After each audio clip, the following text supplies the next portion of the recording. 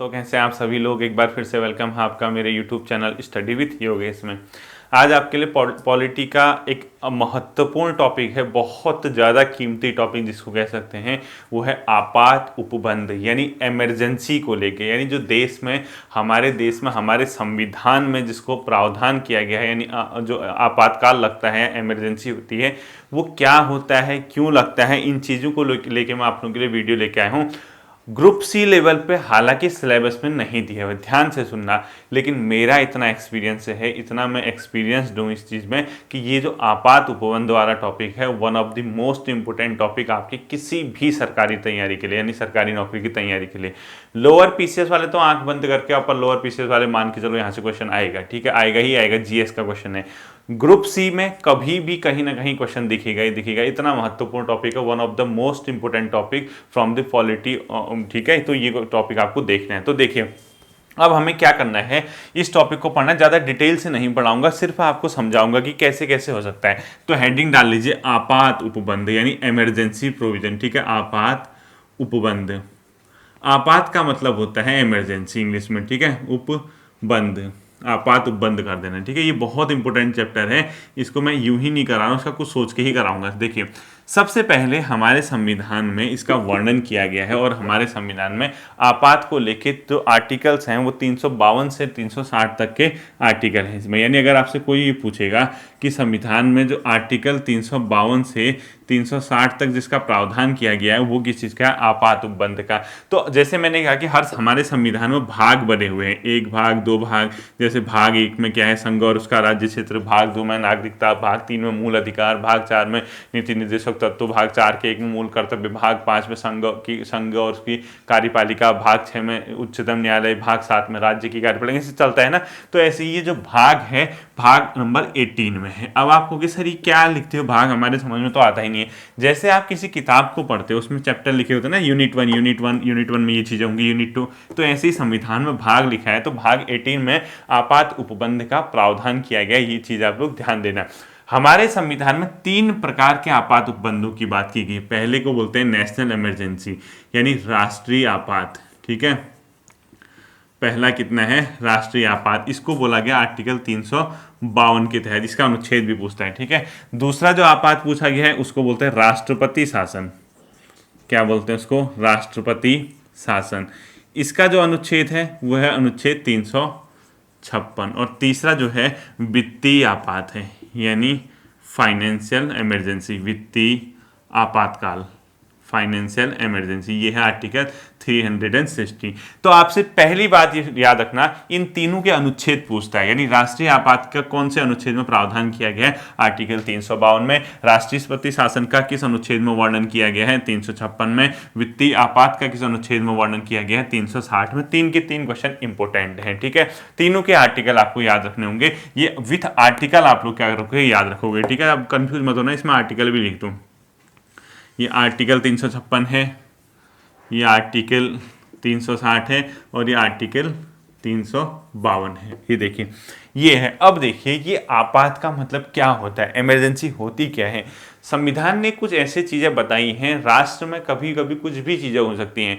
हो सकता है किसी स्टेट का जो फंक्शन है, यानी राज्य की सरकारें हैं, वो कॉन्स्टिट्यूशन के अकॉर्डिंग ना चल पा रही हो, वहाँ पे कुछ ऐसी दिक्कतें आ रही हो कि संविधान के अनुसार शासन ही नहीं चल रहा हो, या केंद्र सरकार या भारत सरकार के आदेशों को पालन न कर रहा हो, तो वहाँ पे स्टेट इमरजेंसी लग सकती है, राष्ट्रपति शासन।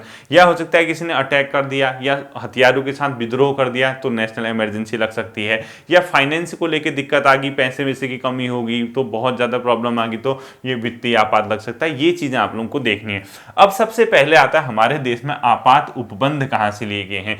ये आपात उपबंध लिए गए हैं भारत शासन अधिनियम 1935 से, ठीक है। तो अगर आपसे क्वेश्चन पूछेगा आपात उपबंध कहाँ से लिए गए हैं, भारत शासन अधिनियम 1935 से कर दो, भारत शासन अधिनियम यानी इंडियन काउंसिल एक्ट जिसको बोलते हैं एक्ट, ठीक है, अधिनियम 1935 से लिया गया है, इसको याद रखना। वहां जर्मनी का वाइमर संविधान मत मार के आना। अगर आपको भारत शासन अधिनियम 1935 दिख गया कि ये आपात उपबंध कहां से लिए गए हैं, तो सीधे सीधे क्या टिक मार के आओगे, आपात उपबंध भारत शासन अधिनियम 1935 से लिए गए हैं। अब आता है जर्मनी के वाइमर संविधान से क्या लिया गया, वो आपको मैं बताता हूं। जर्मनी का जो वाइमर संविधान है वहां से एक जो चीज ली है वो लिया गया, जब कभी भी राष्ट्रीय आपात लगता है यानी नेशनल इमरजेंसी लगती है, उस केस में प्रेसिडेंट यानी आपके देश के राष्ट्रपति को कुछ अधिकार दिए गए हैं जिसके तहत वो मूल अधिकारों को सस्पेंड कर सकता है। सस्पेंड मतलब निलंबित कर सकता है, छीनेगा नहीं, ऐसा नहीं कि खत्म करेगा, उसको कुछ समय के लिए पोस्टपोन कर सकता है यानी निलंबित करता है, सस्पेंड कर सकता है, एक हिसाब से कह दो। वो प्रावधान लिया गया है जर्मनी के वाइमर संविधान से। जबकि अगर आपसे पूछता है कि आपात के उपबंध कहां से लिए गए हैं, तब बताओगे आप आपात उपबंध का प्रावधान भारत शासन अधिनियम 1935 से। और इसी के तहत एक फैक्ट लिख लो, आपात के समय, क्वेश्चन के फॉर्म में लिखना, आपात के समय मूल अधिकारों का स्थगन होगा, ये कहां से लिया गया है, जर्मनी से, ठीक है। तो लिखो आपात के समय मूल अधिकारों का स्थगन, आपात के समय मूल अधिकारों का स्थगन, स्थगित होगी, ठीक है, मूल अधिकारों का स्थगन यानी सस्पेंड कर दिया उसको कुछ समय के लिए, ये लिया गया है जर्मनी से, ठीक है। तो क्या लिखोगे, जर्मनी के वाइमर संविधान से, जो वहां का संविधान वाइमर संविधान, वाइमर संविधान से ये लिया गया है, ठीक है। अब कंफ्यूज मत करना आइंदा। अगर आपसे पूछेगा आपात उपबंध कहां से लिए गए, भारत शासन अधिनियम 1935 से, लेकिन आपात के समय मूल अधिकारों का स्थगन और ये कौन कर सकता है, राष्ट्रपति कर सकता है, ये चीज कहां से ली गई है, जर्मनी के वाइमर संविधान से। यहाँ पे बेहोश होने के बहुत अधिक चांसेस रहते हैं, और यहाँ आदमी ऐसे बेहोश नहीं होता क्वेश्चन देख के, क्वेश्चन देख के तो पूरे होशो हवास में टिक मार के आता है, घर आते समय भी ठीक रहता है, आंसर की आने के बाद बेहोश हो जाता है, ठीक है। क्यों, क्योंकि उसको पता था यार कैसे गलत हो गया, वो सोच भी नहीं सकता कि ये चीज गलत हो सकती है। तो ध्यान रखना, आपात उपबंध के समय प्रशासन भारत शासन अधिनियम 1935 से, लेकिन आपात के समय मूल अधिकारों का जो स्थगन होता है वो जर्मनी के वाइमर संविधान से लिया गया, और उसको स्थगित करने का अधिकार जो है किसको दिया गया, राष्ट्रपति को दिया है, ठीक है। अब आते हैं वन बाय वन, तीनों चीजों को हम लोग पढ़ते हैं। सबसे पहला हेडिंग डाल लीजिए आप लोग, राष्ट्रपति मतलब ये राष्ट्रीय आपात, राष्ट्रीय आपात हेडिंग डालोगे सबसे पहला, यानी नेशनल इमरजेंसी जिसको आप लोग बोलते हैं, यानी इसको बोला जाता है राष्ट्रीय आपात हिंदी में, ठीक है। ये क्या है, कैसे ये काम करता है, ये मैं आपको बताता हूँ। राष्ट्रीय आपात लिखना है, ठीक है, राष्ट्रीय आपात, राष्ट्रीय आपात यानी नेशनल इमरजेंसी हम लोगों ने लिखना है।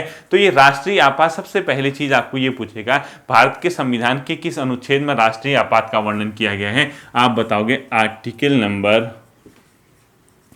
352 में, ठीक है। इसका क्या किया गया, प्रावधान किया गया, यहां से 356 तक आपका राष्ट्रीय आपात देखने को मिलता है। दूसरा, हमारे देश में राष्ट्रीय आपात क्यों और कैसे लग सकता है, यानी इसके पीछे कारण क्या होते हैं राष्ट्रीय आपात को लगाने के।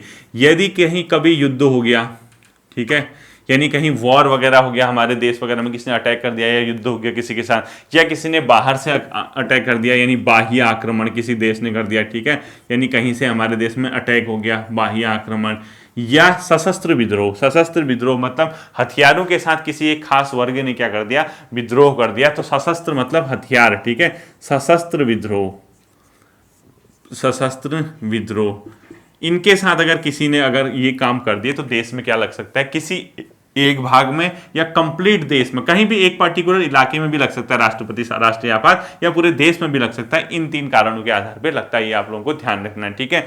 देखो, जब हमारा संविधान बना था उस समय ये सशस्त्र विद्रोह शब्द नहीं लिखा था उन लोगों ने इसकी जगह जो शब्द लिखा था मूल संविधान में, क्या था इसकी जगह, मूल संविधान में ये शब्द नहीं हुआ करता था।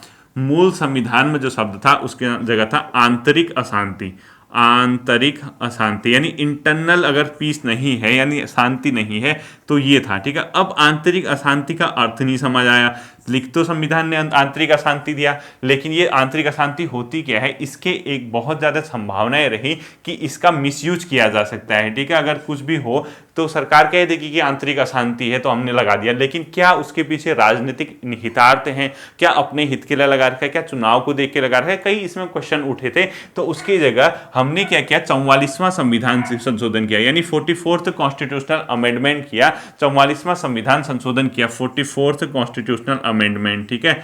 44वें संविधान संशोधन 1978 की जगह ये आंतरिक अशांति की जगह जो नया शब्द जोड़ा गया उसको बोला गया सशस्त्र विद्रोह। तो आपसे क्वेश्चन पेपर में यही पूछता है भारतीय संविधान के किस संशोधन के द्वारा आंतरिक अशांति की जगह सशस्त्र विद्रोह शब्द को जोड़ा गया था, तो वो अपने आप में रहता है 44th कॉन्स्टिट्यूशनल अमेंडमेंट 1978, ठीक है। इसके तहत क्या कर दिया गया था, आंतरिक अशांति की जगह सशस्त्र विद्रोह शब्द जोड़ा गया था। तो आपको ये क्वेश्चन आना चाहिए पेपर में, बहुत इंपॉर्टेंट है, ठीक है। तो उस वहां गलत करके मत आना। अब देखो ये राष्ट्रीय आपात की घोषणा कौन कर सकता है, ये करता है राष्ट्रपति, ठीक है। राष्ट्रीय आपातकाल की घोषणा कौन करेगा, राष्ट्रपति को यह अधिकार दिया गया है कि वो इसकी क्या करे, घोषणा करे, लेकिन वो अपने मन से नहीं करेगा घोषणा भी।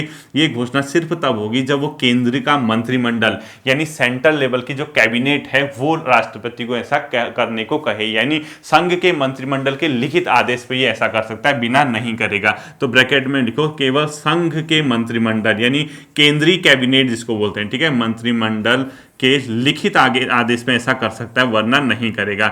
लिखित आदेश पर, ठीक है, लिखित आदेश पर राष्ट्रपति ऐसा कर सकता है। और ये जो मंत्रिमंडल शब्द है भारतीय संविधान में केवल और केवल एक जगह इसका प्रयोग किया गया है, और वो अपने आप में कौन सा है, आर्टिकल नंबर 352। इसके अलावा मंत्रिमंडल शब्द आपको ढूंढने से भी पूरे संविधान में लिखा हुआ नहीं मिलेगा।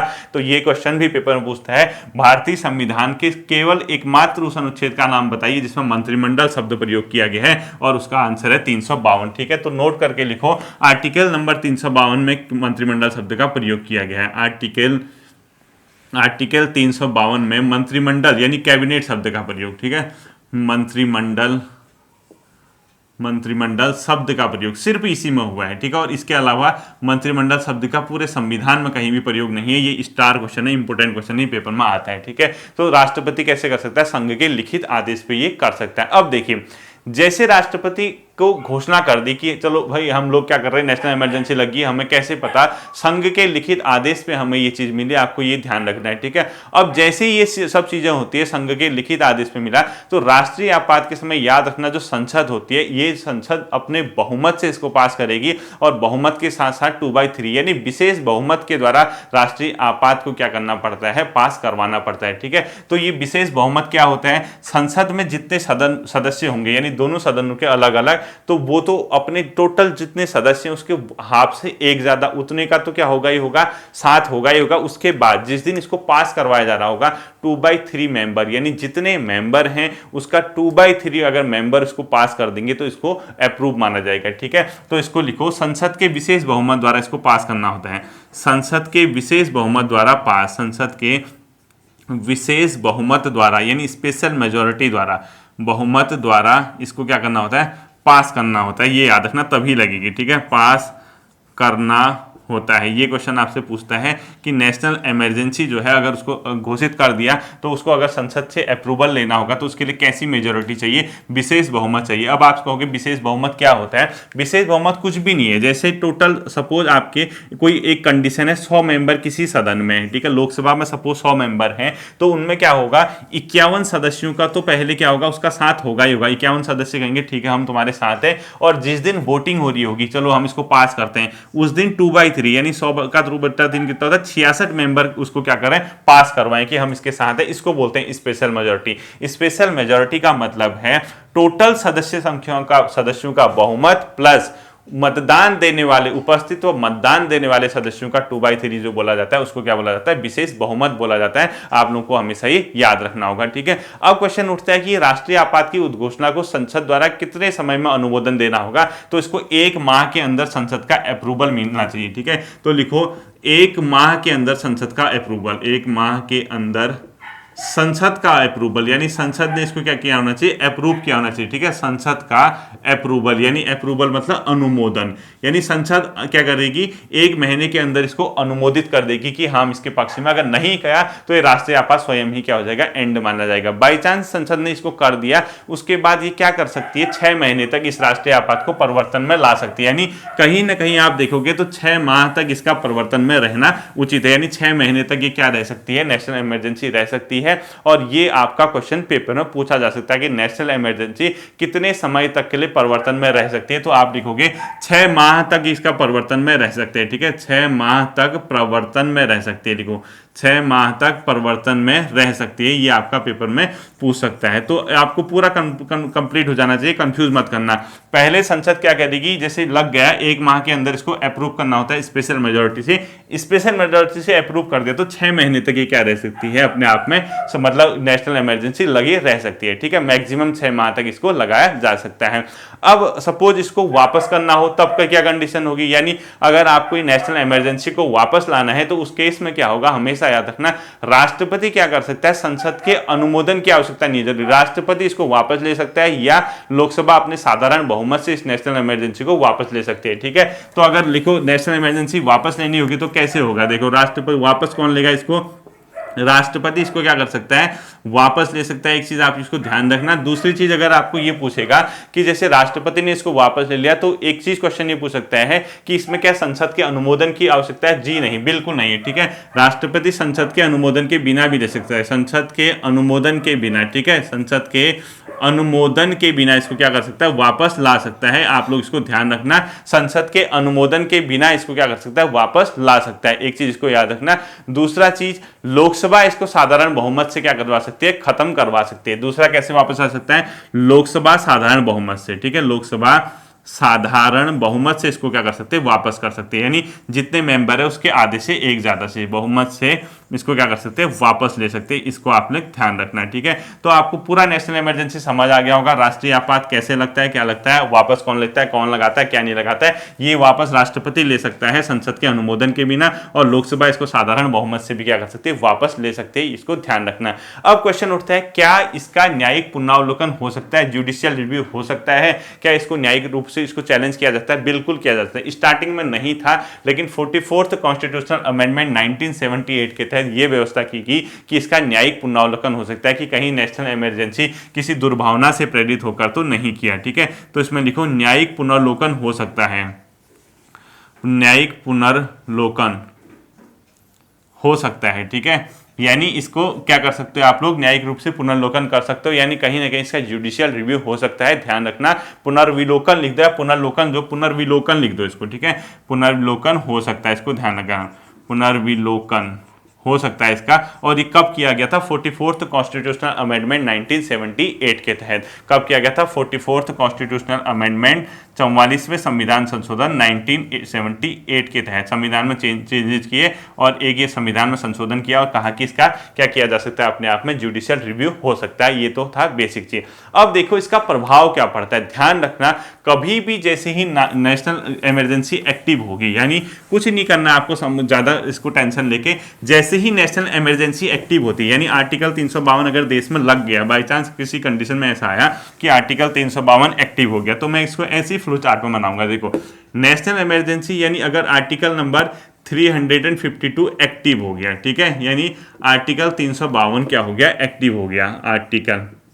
तो जैसे ही अनुच्छेद 352 एक्टिव होगा, इसके एक्टिव होते ही दो और अनुच्छेद क्या हो जाते हैं, एक्टिव हो जाते हैं। वो दो अनुच्छेद हैं 358, ये क्या है मैं अभी बताता हूं, और 359, ये दोनों भी क्या हो जाएंगे, एक्टिव हो जाएंगे, यानी तुरंत ये क्या हो जाएंगे, चालू हो जाएंगे।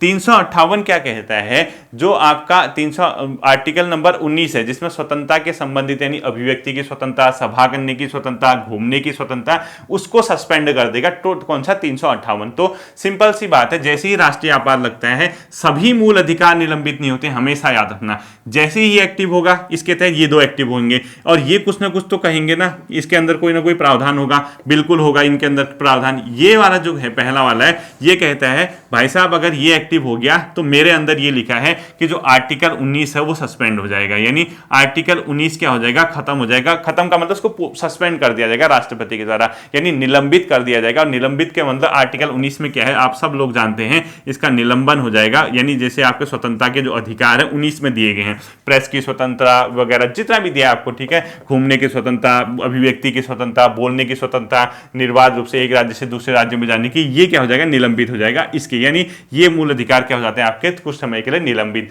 और जैसे 359 वाला क्या कहता है, बाकी सारे मूल अधिकार निलंबित हो जाएंगे सिवाय 20 और 21 के, ठीक है। तो लिखो सभी मूल अधिकार निलंबित, सभी मूल अधिकार निलंबित हो जाएंगे, ठीक है, सस्पेंड हो जाएंगे, बशर्ते दो नहीं होंगे निलंबित। कौन कौन से? एक तो आपका निलंबित, ठीक है, एक कौन सा नहीं होगा?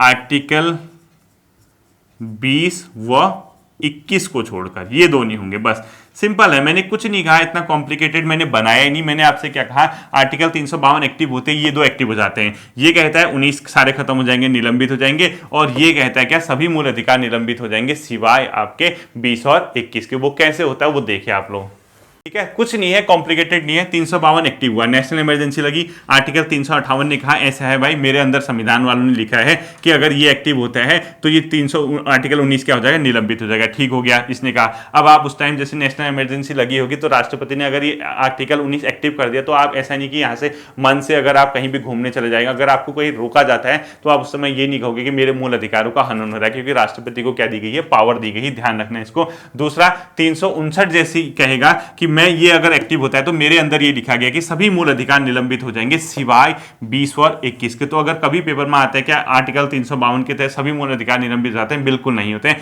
20 और 21 नहीं होगा। अब आप कहोगे सर 20 और 21 में क्या ऐसा है? आर्टिकल 21 आपने याद रखा, प्राण एवं दैहिक स्वतंत्रता का अधिकार। प्राण मतलब आपके प्राण जो है, आपकी देह यानी शरीर है, इसके स्वतंत्रता। अगर आपको जो है पता लगा नेशनल इमरजेंसी आ गया, आपको गोली मार दिया जाएगा तो आपके तो प्राण ही निकल गए, तो अब कहाँ स्वतंत्रता है? ठीक है, आपकी बॉडी से आपके प्राण नहीं छीने जाएंगे, आपको मारा नहीं जाएगा, आपकी जिंदगी खत्म नहीं की जाएंगी, आपकी प्राण और दैहिक स्वतंत्रता का अधिकार है। दूसरा 20 में क्या है? जो दोष सिद्धि के संबंध में संरक्षण, यानी आर्टिकल 20 क्या कहता है? एक अपराध के लिए एक से अधिक बार सजा नहीं दिया जाएगा, या आपको अगर आपको किसी केस में दोषी ठहराया गया तो आपको अपने वकील वगैरह को सेलेक्ट करने का, लेने का, अपने को बेकसूर साबित करने का अधिकार होगा। ऐसा नहीं कि आर्टिकल 352 लगा और आपको इसके अधिकारों से हनन कर दिया गया, ऐसा नहीं, ठीक है। तो ये पूरा क्या था आपका आर्टिकल नंबर 352, होपफुली आपके समझ आया होगा, ठीक है।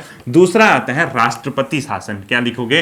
राष्ट्रपति शासन। तो हेडिंग लिखो सेकंड, राष्ट्रपति शासन। अब आपको ये अच्छे से समझ आया होगा। एक चीज याद रखना, अब आपको सर नेशनल इमरजेंसी कितने बार लगी है? देखो नेशनल इमरजेंसी का कब कब लगी है राष्ट्रीय आपात? पहली बार लगा था 1962 में, जब चाइना और भारत का युद्ध हुआ था। उसके बाद 1971 में लगा था, और उसके बाद 1975 में लगा था, ठीक है।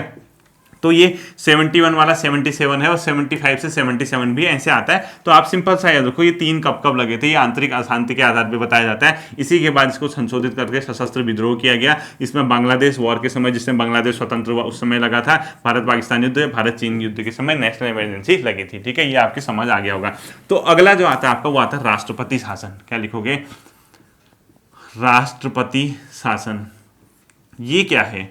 ये है आर्टिकल नंबर 356। इसका अनुच्छेद भी पूछता है आपसे, राष्ट्रपति शासन, ठीक है। इसमें आप लोग याद रखना, ये कब लगता है? जब राज्य में संवैधानिक तंत्र विफल हो जाता है। इसका पीछे का कारण क्या होता है? राज्य का संवैधानिक तंत्र विफल, राज्य का यानी राज्य का संवैधानिक तंत्र का मतलब हुआ वहां संविधान के अनुसार शासन नहीं चल रहा है। संवैधानिक तंत्र विफल, क्योंकि अगर संविधान में जो कहा गया उसके अकॉर्डिंग नहीं चलेगा तो क्या लग जाएगा? राष्ट्रपति शासन लग जाएगा। फिर राष्ट्रपति या स्वयं या अपने द्वारा नियुक्त, या मतलब अपने द्वारा किसी के द्वारा वहां पे शासन करवा सकता है, ठीक है। इस केस में लगता है। और राज्य का शासन संविधान के अनुसार नहीं चल रहा है तो ये क्या होगा? 356 एक ऐसे, या एक भारत सरकार का आदेश राज्य नहीं मान रहा, यानी राज्य द्वारा केंद्र के निर्देशों का पालन नहीं किया जाएगा, तब भी राष्ट्रपति शासन लग जाएगा, ठीक है। राज्य द्वारा केंद्र के निर्देशों का पालन नहीं, केंद्र मतलब सेंट्रल गवर्नमेंट, केंद्र के निर्देशों का पालन नहीं, निर्देशों का पालन नहीं, इस केस में भी आपका क्या लग सकता है? राष्ट्रपति शासन। और ये कहता है आर्टिकल नंबर 365, ठीक है। आर्टिकल 365 कहता है कि इन दो केस में अगर ये चीज हो रही है तो उस राज्य में क्या लगाया जा सकता है? राष्ट्रपति शासन को एक्टिव किया जा सकता है। ये आप लोग ध्यान रखना है, ठीक है। अब आप कहोगे कि राष्ट्रपति शासन जो है सर ये कितने समय के लिए लगता है? राष्ट्रपति शासन स्टार्टिंग में लगता है 2 माह के लिए, ठीक है। प्रारंभ में कितने के लिए लगेगा? ये 2 माह के लिए लगेगा, वहां पर लग सकता है किसी भी राज्य में प्रारंभ में 2 माह के लिए लग सकता है। क्या उसके बाद ये फिर बढ़ा सकता है? बिल्कुल, अगर इसको संसद ने इसको अप्रूव कर दिया साधारण बहुमत से, बाई चांस इसको संसद ने क्या कर दिया? साधारण बहुमत से अप्रूव, संसद द्वारा, साधारण बहुमत मतलब आधे से एक ज्यादा, ठीक है, और विशेष मतलब 2/3, संसद द्वारा साधारण बहुमत से अप्रूव कर दिया, यानी अनुमोदन मिल गया इसको, संसद ने कहा चलो ठीक है वहां पे अभी कंडीशन ऐसी है, तो इस केस में ये आपका समय बढ़ा कि कितना किया जा सकता है, 6 माह तक किया जा सकता है। कितने किया जाता है, 6 माह। फिर उसके बाद संसद ने कहा हम फिर इसको क्या कर देते हैं, अपने आप में और बढ़ा देते हैं, तो इसको मैंने सेम लाइन लिखनी है आपने, ठीक है। फिर इसने ये बढ़ा दिया, तो उसके बाद 6 माह के लिए और बढ़ेगा, तो 1 साल के लिए इसमें लग सकता है क्या, राष्ट्रपति शासन। तो अब आता है राष्ट्रपति शासन प्रारंभ में कितने माह तक लगेगा, 2 माह तक। संसद द्वारा कितने टाइम में अप्रूवल देना चाहिए, 2 माह तक। एक बार अप्रूवल दे दिया तो कितने साल के लिए तक बढ़ता है, 6 माह। फिर अप्रूव दे दिया तो 1 साल तक। अब आता है क्या 1 साल से अधिक लग सकता है, बिल्कुल लग सकता है। ये जो है राष्ट्रपति शासन अधिकतम 3 साल तक लग सकता है, अधिकतम 3 साल तक। लेकिन 1 साल से ज्यादा बढ़ाने के लिए कंडीशन है, ये सिर्फ 2 कंडीशन में बढ़ेगा। यदि जहां राष्ट्रपति शासन लगा है इलेक्शन कमीशन कह दे कि इस राज्य में फिलहाल चुनाव कराना संभव नहीं है, या तब लगेगा, यानी चुनाव कराना जब संभव न हो, चुनाव कराना संभव न हो उस स्टेट में, ठीक है, या तब लगेगा, या उस समय तब भी लग सकता है अगर देश में नेशनल इमरजेंसी लगी है, या देश में या उस हिस्से में, सपोज नेशनल लेवल पे इमरजेंसी लगी है आर्टिकल 352, या किसी एक पर्टिकुलर भाग में उस राज्य के इलाके में किसी कारण नेशनल इमरजेंसी लगा रखी है, उस केस में भी इसको अधिकतम 3 साल तक के बढ़ाया जा सकता है। लेकिन 3 साल से ऊपर ही किसी भी केस में नहीं बढ़ाया जा सकता। आप लोगों को इसको याद रखना होगा, ठीक है। तो आप लोग क्या लिखोगे, एक तो लिखोगे इसमें जो मतलब अधिकतम जो चुनाव कराना पॉसिबल ना हो, दूसरा क्या कहोगे, राष्ट्रीय आपात के कारण, ठीक है, यानी नेशनल इमरजेंसी लिख दो सेकंड। इन 2 केस में अधिकतम 3 साल के लिए बढ़ाया जा सकता है, उससे ऊपर ये नहीं हो सकता। तो सिंपल क्वेश्चन पूछेगा कितने समय के लिए हो सकता है, 3 साल के लिए आपको ये मानना है इसका आंसर। उसके पीछे की कंडीशन क्या है मैंने आपको बता दिया। अब देखो, जब नेशनल मतलब आपका ये राष्ट्रपति शासन लगता है तो पूरा राज्य की जो शक्ति है वो केंद्र या राष्ट्रपति अपने हाथ में ले लेता है, लेकिन सिर्फ न्यायालय की शक्ति नहीं लेगा, यानी हाईकोर्ट की जो शक्ति है वो कम नहीं होती। तो लिखो राष्ट्रपति शासन में हाईकोर्ट की शक्ति पर प्रभाव नहीं, हाईकोर्ट की, क्योंकि हाईकोर्ट कहाँ होता है, राज्य में, पर प्रभाव नहीं पड़ता है। ये आप लोगों को क्या करना है, ध्यान में रखना होगा कि हाईकोर्ट की शक्ति पे इसका कोई भी प्रभाव नहीं पड़ता है राष्ट्रपति शासन का। बाकी बहुत सी चीजें राष्ट्रपति या केंद्र अपने हाथ में इसको ले सकता है। अब आती है राष्ट्रपति शासन वापस कैसे लिया जाएगा, यही सबसे ज्यादा फंसाने वाला क्वेश्चन है। इसको वापस लेता है राष्ट्रपति, ठीक है, इसको ध्यान रखना। इसको वापस लेने का जो अधिकार है वो किसको दिया गया, राष्ट्रपति को दिया गया है। और ये राष्ट्रपति, क्या संसद का अनुमोदन आवश्यक है, बिल्कुल नहीं, संसद के अनुमोदन की आवश्यकता नहीं है। ऐसा नहीं कि संसद इसको करे, क्योंकि ये सरकार ने लगवा रखा है, केंद्र सरकार ने, और उसी का राष्ट्रपति होता है और वही वापस ले सकता है। तो संसद का अनुमोदन आवश्यक नहीं, ठीक है, अनुमोदन आवश्यक नहीं होता है, आवश्यक नहीं। एक बार मैंने कम्युनिटी टैब में क्वेश्चन डाला था, देखा है उसमें कितने लोगों ने, आप लोगों ने संसद आंसर दिया, जबकि ये वापस कौन ले सकता है, इसको राष्ट्रपति ले सकता है। अब आप कहोगे क्या सर, राष्ट्रपति जब शासन लगता है राज्य के राज्यपाल, बिल्कुल राज्य के राज्यपाल की रिपोर्ट की आवश्यकता होती है, बशर्ते अगर राज्य का राज्यपाल रिपोर्ट नहीं देता है तो राष्ट्रपति को अगर खुद भी लगता है कि वहां का संवैधानिक तंत्र फेल हो चुका है तो राष्ट्रपति स्वयं भी इनिशिएटिव लेके वहां क्या कर सकता है, राष्ट्रपति शासन लग सकता है। ध्यान रखना। और राष्ट्रपति शासन के बहुत ज्यादा प्रावधान क्या क्या होता है, क्या नहीं होता है, वो इतना पढ़ने की आपको जरूरत नहीं है। अब आता है क्या इसको जुडिशियल रिव्यू किया जा सकता है, तो लास्ट पॉइंट लिखो, इसका राष्ट्रपति न्यायिक पुनरावलोकन हो सकता है, ठीक है, यानी राष्ट्रपति शासन का न्यायिक पुनर्विलोकन, न्यायिक पुनर्विलोकन हो सकता है। इसको आप लोग ध्यान देना है। और ये कब से हुआ,